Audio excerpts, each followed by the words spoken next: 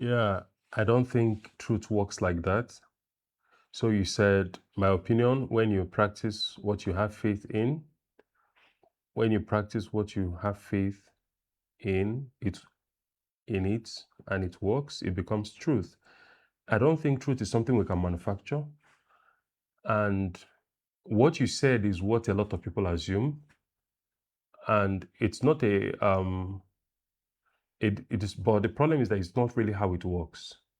That truth is something we discover. We know that truth is something we discover. Because if we take that principle to and apply it to other types of truth, we realize that we can't really get things to work the way we believe them to be. So just because this kind of truth is spiritual, right, or it's primarily spiritual, when we talk about faith, it's something spiritual. So just because that is spiritual, it doesn't mean that the laws are different from how we encounter truth in other aspects of our experience. So truth is always something we discover. That is actually what it means for something to be true, right? Truth is always something that we discover. It's always something that comes to us that we have to learn, that we have to discover, that we have to conform to. What it means for something to be a lie is for something to not be in accord with the mind of God, with reality. So it is always something that we discover, something separate from us that we discover. Otherwise, that thing cannot be called truth. So we do not have the power to establish a new reality. We don't have that ability at all. So I don't think it's a very good principle to say that anything we believe and it works is the truth, or it becomes the truth. Then the other thing is about the idea of something working. That is another problem. Something working is tricky. For instance, when people are doing, even though I'm not an expert in this, but I know that when there is a new medication and and they're trying to test it out, they normally have some control group and they have a placebo group so that they can give them something that isn't the medicine or something like that to see to kind of control the experiment or something like that. I don't know the proper terminologies, but the bottom line is they can give you something like a tic tac, right? And even in those placebo groups, people still report whatever they took working. It doesn't mean that it is what they took that worked. It's usually something else that worked. Sometimes it's just their mind finding it in them, right, to supply what their body already needs, because some of these things is just, chemicals, and your brain makes chemicals, something like that. Again, I'm not a professional in this field, but your brain can kind of even you out, and then the person feels okay. Or it's just feelings and stuff, and the person just thinks that they are feeling well or something, and they report that they are well. But at the end of the day, it's not even the thing itself that did anything. So why I'm bringing that up is to show that when we say that something worked, we don't really know most times what worked. So we can just say something worked, but it might be something else that happened, and we're attributing it to some other thing that we believe, but that is not always the case. Besides, truth is not utility. Truth is not for utility. It's not something that we use to make stuff, something that works. That is not what truth is. Right? Truth is perfective. Truth is something that we discover. It is beauty, right? Truth is beautiful all on its own. It's not something that we use for another end. It's an end in itself, right? So that is what I think about it anyway. So I'm open to pushbacks. I'm open to pushbacks. But why I'm talking about this thing at all is that when it comes to finding truth, like I implied already, it is something that we discover, and we discover humbly. It's something that we discover with humility. right? Yes, the objectivity of it. So we discover that truth is something objective. It is something different from us. It is something different from our tastes and our likes and whatever. So it is always something that we discover. So the question would then be, how do we find the truth? Since truth is something objective, truth is something that is out there, how do we find the truth? And I'm asking this because I have encountered a lot of people on these lives, and you see some people, some of my brothers, some Igbo people, some Nigerian people, some African people, some will come and say something like, "I can't believe a black man is a Catholic," or something like that. They will say something derogatory, and then they will run off. And someone else will come and they will say, "Oh, Catholics are horrible. They killed people. They did all kinds of stuff. I can't believe you're a Catholic." And they will run off. Somebody will come and say, "Oh, Catholics worship idols," and they will say all kinds of things, and they will run off. None of those people demonstrate to me their ability to look for the truth, because one of the key qualities that we need to have when it comes to searching for the truth is detachment from emotion when it comes to the truth. If you are emotional, because these people I just described, they're usually very emotional. So their arguments are usually emotional. So for instance, when somebody tells you, "Oh, I stopped being a Catholic because the priest did something horrible," it's usually an emotional argument. It's rarely ever, "I have weighed these things and I understand the philosophy and the theology behind them and I disagree." It's rarely ever that. It is always something emotional, or somebody, even when people come and insult you, it's still usually based on something emotional. They have heard something somewhere and then they've drawn a horrible conclusion. It doesn't mean anything, because if they apply the same standard to another institution, they will see how ridiculous it is. For instance, if a teacher does something horrible, people don't say schools are horrible, we should stop going to schools because one teacher did something bad. They are able to understand that the institution has nothing to do with one teacher misbehaving, that what they are teaching in these institutions are good.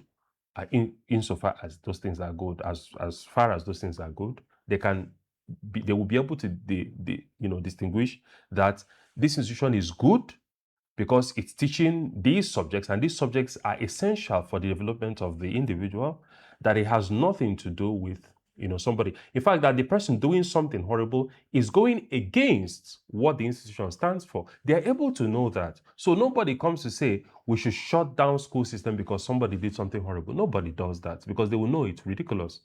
But when people come to say, "Oh, shut down the Catholic Church because a priest did something bad," or "I stopped being a Catholic because a priest did something bad," it is because they have a fundamental assumption that being a Christian or being religious is optional.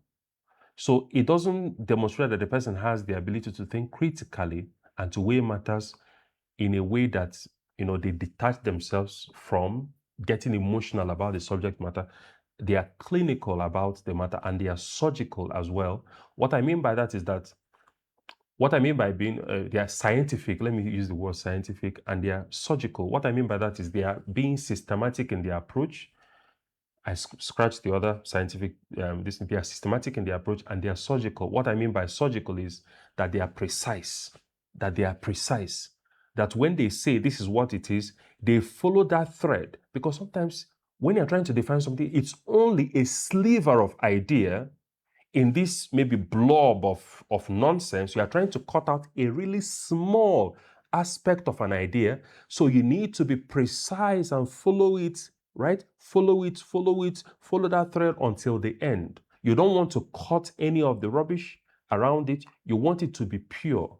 So they are unable to follow truth in that manner with precision, right? They are unable to follow through because we get emotional. When we get emotional, we cut a lot of nonsense that have nothing to do with the truth into the argument. So you can get into an argument with somebody and they say, your head is big. It has nothing to do, it's an ad hominem attack. It has nothing to do with the point. And people will applaud. Somebody like Christopher Hitchens, that's the kind of arguments he made, right? So he would get into an argument, he will insult your ideas and sometimes insult people, and then people would applaud him. But he's saying nothing about the subject matter or about what the person, his interlocutor, his opponent is actually saying. And people clap. for those, it is all emotional. It has nothing to do with genuine engagement. God is love, truth, justice, honesty, and truth. Yes, exactly. It is really dangerous. Exactly. So that is the thing. That is what people do not understand. That if we say that we are looking for the truth, then first we get detached. We say we want to find the truth, even if it kills us. That truth is what risking our lives to find, right? Truth is what risking our lives to find. And sometimes we die for the truth. Truth is worth it. Truth is what that we say we are going to look for it, even if it kills us. That is a commitment that makes one worthy of finding the truth. Because truth is really, truth comes from God. Created truth comes from God because God himself is truth. And God reveals himself to the people he wills. But we have to desire God for God to reveal himself to us. And it's not we setting the standards for God, it is we humbling ourselves to listen to his law and standard, and then we obey. That is how it works. So truth instructs all the time. Truth instructs. We are small in the face of reality, in the face of truth. And anytime we toil with reality, it snaps and it hurts us. That is just how reality is. So that is number one. We have to be detached. We have to not be emotional about our approach to truth. The other one is that we have to be patient, right? We have to be patient. We will not be in a hurry to wrap things up. So what that means is if we get to maybe we are trying to figure out something and somebody gives us a response that seems fine enough, we shouldn't just take that and say, oh, this is all done. We will bring them down and loosen all of the parts, because I look at it as maybe somebody giving you something like this, a mouse, right? And tells you, this is this, right? This is the truth. This is the truth of this. You sit down and tear this down to its last component and see if there is something in that bundle of idea that has maybe small lies in it that need to be removed so that it's lighter, so that it's better, so that it's more precise. So you lose all of their biases, all of their bad opinions, all of their unverified claims and something. You remove all of those things to get to what is actually true in what they are saying, because sometimes people bundle truth with falsity or with lies and sell them to you. So you need to be able to sit down and review what they have said. One of the ways that you can do that is to ask them, somebody makes a historical claim, for instance, you ask them, oh, who said that? We have done this on this, we have done that on this life so many times, and people have failed. Somebody actually comes here and says that history shows that Peter died in Rome. That Peter died in Jerusalem. Somebody says there is no record of Peter ever living Jerusalem, Peter and John ever living Jerusalem, and that Peter died in Jerusalem. I said, who says that? He says, so many people, so many historians. I say, what's the name of the historian that says that? He says, he read it from an encyclopedia. He doesn't remember the name of the story. He read it in some encyclopedia. I said, what is it? He said, so many encyclopedias. I said, which one? Just give me one. I have that video on my YouTube. It was bad. I don't know if he was making stuff up, if he was lying, or if he believed someone else and trusted the person enough to say that he was the one who read those things, but he was unable to produce any evidence. So that is one of the ways that you drill down to find the truth, especially when the person is in your camp. If the person is endorsing an idea that you like, you shouldn't still swallow everything that they say. It's still bad for you, even if your camp seems to be winning. So if I'm a Catholic and a Catholic apologist makes a claim about Protestantism that seems, I would want the person to give citations that somebody said something. I would want the person to give citations. And I've heard a couple of Catholics correcting their fellow Catholics and telling them, no, what you said about Luther is an oversimplification. This is what actually happened. These are the ones that we can verify from historical accounts, so that we are not just making stuff up because we don't like Luther. That would be horrible for me as a Catholic, even if it seems to help me win an argument. But it's horrible for me.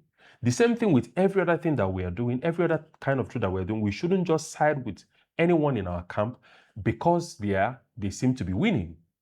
So we should be careful enough to verify the truth, because those truths are good for you, or at least those falsehoods and those lies are very, very devastating to your health, to your spiritual health, to your mental and your overall well-being as a human being. You need truth. Your mind is created for truth. If you feed your mind lies, you will break your mind. That is just how it works.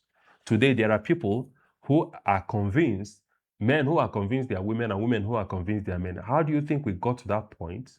Because we kept on feeding ourselves lies, and as a society, we kept on promoting lies. At some point, we break on a fundamental level that we do not even know who we are anymore. Do you know how bad it will be for a person to not know who he is? If you disconnect yourself from the truth so much, from God so much, right? You do not even know who you are anymore. And I love somebody said Satan did it. And what it reminded me is Satan was an angel. Satan was an angel, a high-ranking angel, and fell, right? And fell because of his pride, because he preferred his falsehoods to the truth of God. And he fell.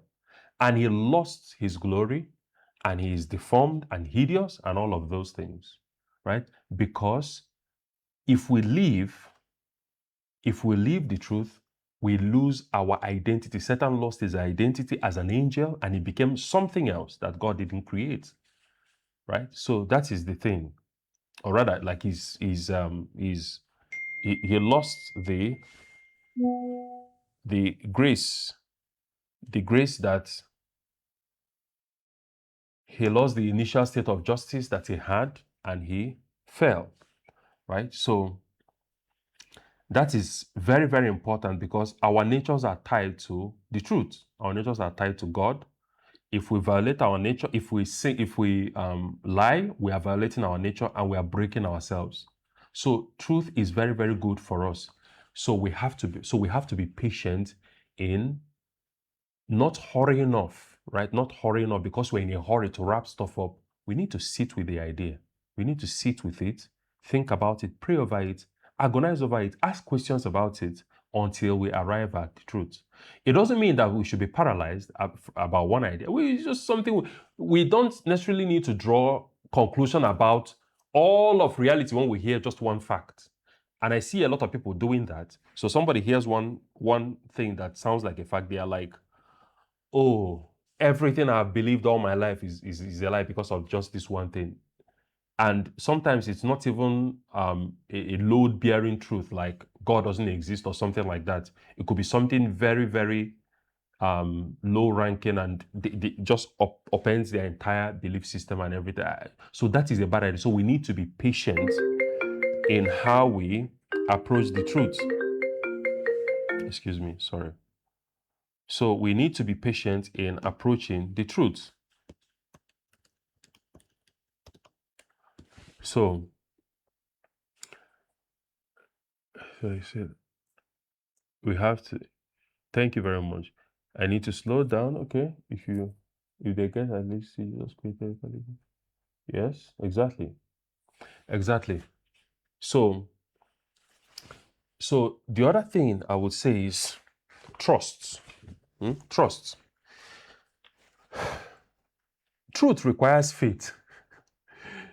Truth and faith, they go hand in hand, even on a human level. It doesn't mean that, in fact, I would argue that every truth that we will discover now, at least now, will be tied with faith, because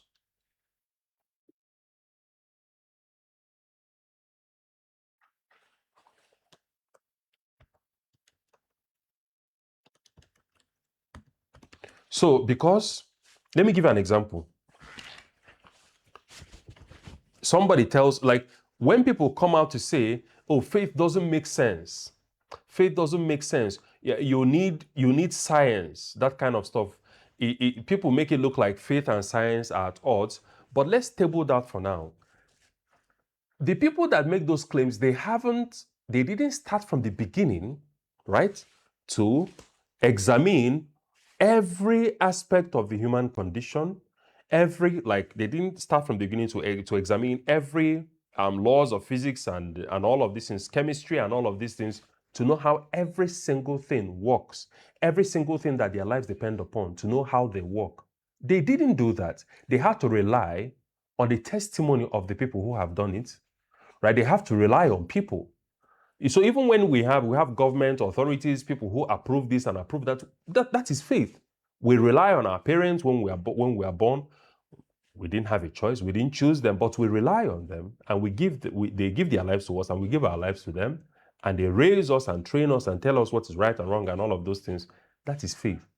You cannot divorce truth from faith.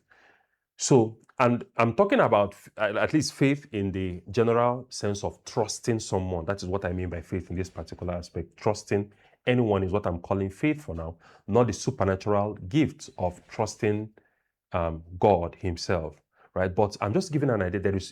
There is something that looks like faith in that is woven into our lives, even when we do not realize it. When you are walking on the streets, if you didn't believe in the goodness of humanity, you would be a paranoid person. You couldn't allow anyone walk behind you. You wouldn't be comfortable anybody walking behind you, because you would assume the worst of everyone. So imagine that you had no faith in anybody. You had no faith in humanity in general, right?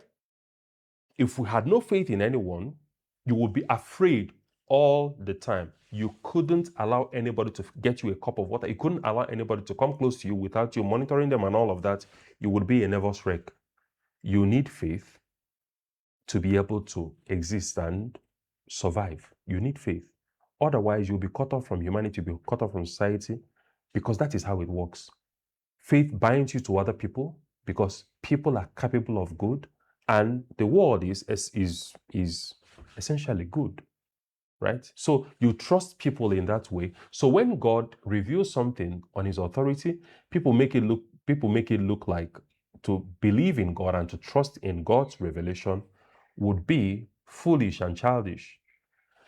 And I don't know why people come to that kind of conclusion, but that is the world we live in today. So we need faith to be able to discover the truth. So what faith means is that God, by whom and through whom you know all things, says this is what the truth is. Your ability to know the truth is in the light of God in nature. So God sheds his light upon you, and you have intelligence. You are able to tell in the light of God, that is true, that is false, in the light of God. So it would be weird for somebody to turn around and say that God, in whose light I see the truth, is the source of error and is not worthy of my trust. It would be really, really weird. I don't know if that makes any sense to us. It is like saying that God is the light by which we see, and we turn around and say that God is darkness or something like that, but we draw our ability to see from God. That would not make any sense, right? So that is the point I am making, that we see in the light of God, we are able to have intelligence and all that because we draw that ability from God, because we're intelligent human beings. God sustains that in us. God creates that in us every moment of our lives. Because, like St.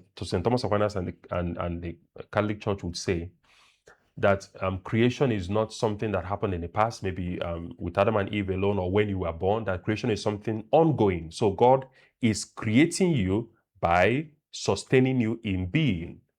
So it would not make sense for a person to say that the God by whom he exists is not real, right? So it's weird. It's weird. Hello, Adam. Nice to meet you. This is studio. Yeah, this is my office slash bedroom. My bed is over there. This is where I work. So I have a camera and background. So my studio is in my living room. So I just have this here. So that is the thing. So we need to have faith. We need to believe. And how we normally start, if we have not been people of faith at all, is to say something like, is to just say something. It might sound stupid, especially if you're an atheist. Or say something like, maybe I don't know, right? Maybe I don't know everything. Maybe I need to be taught. Maybe I need to begin to trust in the intelligence of others. I do it now anyway. I do it now every single day of my life anyway. And I do that with people I don't know. I enter my car and I drive. I don't know the people that made the car. I don't know them personally, but I trust them and I go high speeds on that stuff. And I kind of trust that the bolts and everything holds together, right? I trust that the bolts and everything hold together. I trust them and I don't know them. So perhaps we can begin to extend that kind of trust also to the people around us that have reviewed the motives of credibility for the Christian faith, and we begin to say, okay, maybe I don't know everything. Maybe I need to rely a little more on the intelligence and the goodwill of others to see if I can understand what they are seeing. And I will do that humbly, because if I'm arrogant about it, I will never come to that knowledge, because again, I'll be in a hurry. Like when they are trying to explain something to me, I don't repeat them back to them and say, okay, is this what you're saying? I just hurry up, or I just belittle everything they are saying, or I make them uninterested in sharing their faith with me, that kind of stuff. So I would tell myself, maybe I don't know everything. Maybe I need to listen to more people. Maybe I need to learn, and I need to do that humbly. Let me see what comes of this. Maybe I need to humble myself before Almighty God, just in case He is there, and then tell Him, God, if you are there, please teach me. I am willing to learn. If you are almighty, the way these people have been telling us for 2,000 years or more, right? If you are almighty and you're all loving and you're all powerful, I would genuinely want to take a part in you, right? I would genuinely want to take a part in you. Thank you very much, Ace. Thank you. Yeah. So I would genuinely want to take a part in you, because who wouldn't want God to exist? Because that's the crazy thing. Anybody that does not want God to exist is a person who is telling a lie. Anybody that says, if you ask someone, an atheist, you say, okay, I don't believe in God, do you say, do you want it to be true? Do you want the Christian God to be true? And if the person says no, they are lying, because the promise of God, the revelation of God is incredible. That God came to this world and died for us. This is incredible stuff. So if a person is saying, I don't want this highest good, this incredible good that I can possess for all eternity to be true, that is insane. Nobody can say that and be honest. So perhaps I would then say, okay, I want to take a part in this just in case this is true. But I'm ashamed and all of those things. I don't want to say this out because it sounds insane and everything. And I'm still talking. If you're an atheist, this is the kind of stuff you would say. But I am genuinely honest now, and I want to know. Please help me. Then you go your way. Right? So then you can begin to study, you can begin to read stuff. A lot of philosophers have said, yeah, God exists and all that. And these people are usually very critical thinkers. Okay, how did they lay out these arguments? Let me follow them. Maybe let Thomas Aquinas teach me, and I wouldn't be in a hurry to think I've understood what he's saying.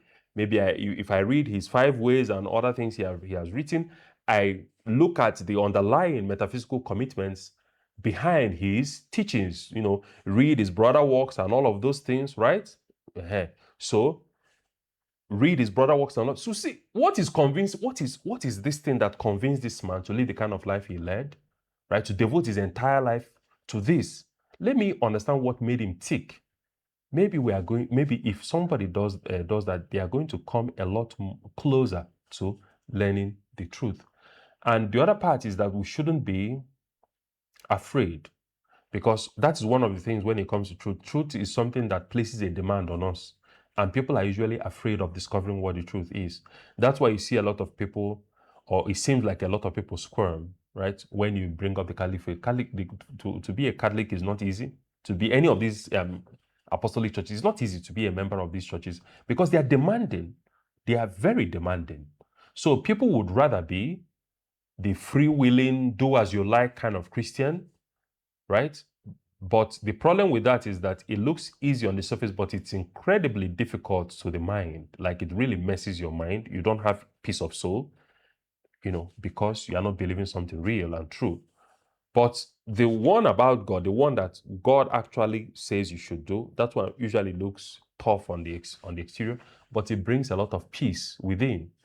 So maybe I would say, don't be afraid of what truth might demand of you, because that's one of the reasons people chicken out, right? That's one of the reasons people deny the truth. Already started losing as an atheist. How do you mean? Already started losing as, are you an atheist, Reggie? I didn't understand that. Yeah. So I genuinely think that the problem of this world, is rooted in pride. If people were humbler, if people were a lot more humble, there wouldn't be many misguided individuals today. The reason we are so broken is because we are full of ourselves, and it is kind of the Luciferian sin, the sin of pride, where we make ourselves gods, so we can decide what reality is, and it is so for us. That is the sin of relativism. We decide, oh, that is not a camera, that is a car or a dog, and it is so. So we have our own, we become our own gods, and we create by the words of our mouths or our minds. That is a very dangerous place for anybody to be. Because you cannot serve two masters at a time. You cannot have yourself as God and also have God as God. So you will, in fact, the motion of God to anything other than God is a concomitant, like an automatic promotion of something else that shouldn't be God, because the space of God is always occupied by something. So just demoting God to something that he is not in your life will promote something else. And it's usually the self. It's usually myself. It's usually yourself that you promote to that place, because the very act of demoting God is already playing God. So that is the problem with that. Thank you so much, Mike. Welcome. So that is the problem with that. So we need to be humble. And humility, people are afraid of humility. Humility is glorious. It's wonderful. It is a sign of strength. Look at the way Jesus carried himself during his passion. Jesus is Lord of all, and he stood before people he created. I still don't understand that, right? He stood before Pilate. Imagine what Jesus was seeing when he was looking at Pilate. Was Jesus seeing Pilate's soul? Was he just looking at his body? I don't know what he was seeing, but this is God looking at you, and he made you, and yet he honors his position. He honors his authority, right? He says, "You would not have any power over me except it has been given to you from above." So he actually respects Pilate in that place. He said little to nothing. So people think that humility is horrible, but humility is a sign of genuine obedience to God, that we just let go of ourselves and just commit ourselves completely to God. It's a very difficult thing to do, but it's something that all of us are supposed to fall in love with, even if we're still struggling to get there, or to get there fully. It is something that all of us are supposed to actually fall in love with and commit to become people who are humble, because we cannot please God if we are not humble. So that is what I wanted to share. There is a lot more that can be said about arriving at the truth. Then the second part, which I will just touch on a little, how do I know that my faith is true? When we talk about faith, we ask ourselves, okay, what is worth committing my entire life to? I would argue that which is worth committing our entire lives to is that which is revealed to us by God himself. And why I say that is because it is something that is absolutely true, not just true, but absolutely true.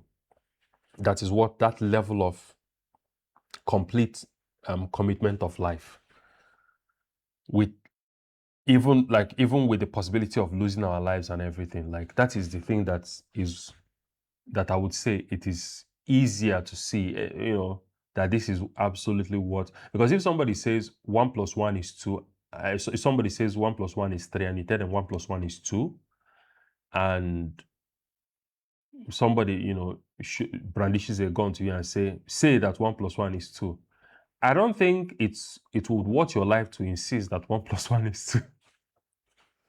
At least I don't think so.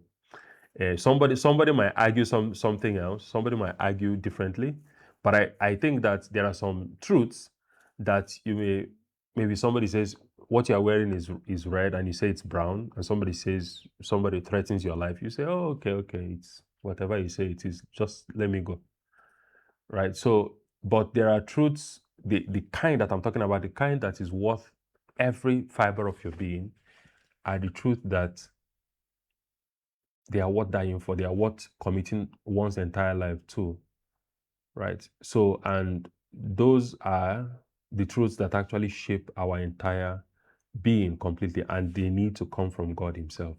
That is how we know that our faith is true. So, how do we then know that our faith is revealed by God? Through miracles, right? Through miracles. The primary of which is the death and the resurrection of Jesus. Then the miracles worked by the apostles, the miracles worked in the life of Jesus, and the miracles that are ongoing in the church today, right? So these are some of the ways that we can know that our faith is true. The other part is the symmetry of it all, the beauty of it all, right? So looking at how the faith just makes sense. It's reasonable. It is defensible by reason, by history, and with scripture. So there is this balance to the faith. There is this balance to the faith, and it's not afraid of any opposition. The faith is not afraid of any opposition, because what I noticed with some of these other people, if your faith is so fragile, it doesn't necessarily mean that the faith itself is the problem. It could be that the faith you have is poor. So Jesus is God. That is a fact. Somebody can maybe threaten you with the idea that Jesus never existed and you could fold, right? So it doesn't mean that because that happened, then belief in Jesus doesn't make sense or anything like that. No, but your own commitment to that truth might be weak, right? Might be weak. So, but the point still is, if the faith itself, the idea itself, is weak and fears opposition, that cannot be a true faith. So if any faith is unable to be tested by maybe logic, reason, if it's unable to be tested, if it doesn't stand the test of logic, it is not true faith, because it is showing that it does not rhyme with other truths. It doesn't rhyme with reason. And if it doesn't rhyme with reason, it is not something meant to be believed by, at least not by human beings, because the way we are designed, the truth that we are meant to believe will make sense to human beings, or at least will not go contrary to reason, right? It's not based on what we want. Yes, truth is rarely even what we want to hear. That is just the thing. Truth, most of the times, most of the truth that we come to, it's just that maybe we are given the grace, not maybe, we are definitely given the grace to begin to accept and even rejoice in some of these things, because there are so many things that, about the faith that we do not want to hear. That is usually when we can tell that perhaps this sounds like the truth, because it's making me very uncomfortable. So if it's always something that we're happy with, there is a chance that we are just believing lies. Because truth, like I said, truth is demanding. Truth demands something of you. Truth asks you to do stuff, to adjust, right? And it never stops demanding. So if anybody is saying that, oh, they are so happy every time with the truth, and every truth that they have ever heard, maybe if you are going to Mass and you hear every homily you've ever heard made you feel so wonderful, I don't think you are paying attention at all. I don't think you are being sincere about your life at all. It has to make you uncomfortable. There has to be something that needs to be changed. Yeah. So that is the few things I had wanted to share.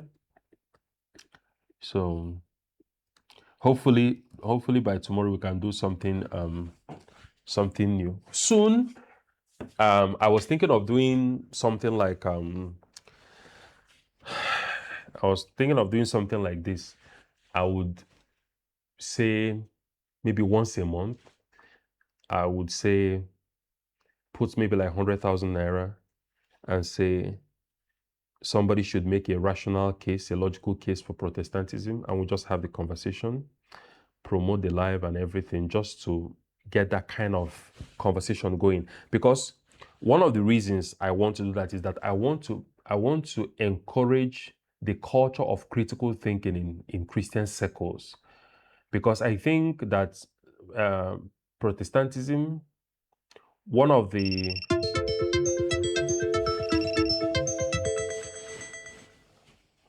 can you guys hear me?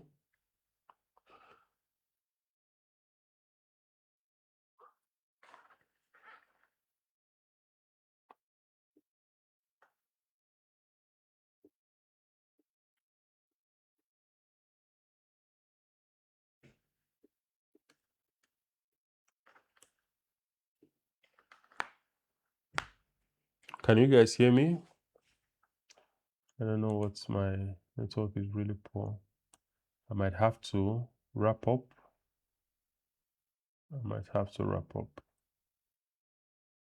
So I think I'll wrap up. Perhaps we'll try this again tomorrow, see if it's better. I thought this would be, do you think this will be better? I think that would be better. So thank you, Son of Grace and Reggie. If you guys can hear me, thank you so much for joining. So hopefully I'll see you guys tomorrow. Good night.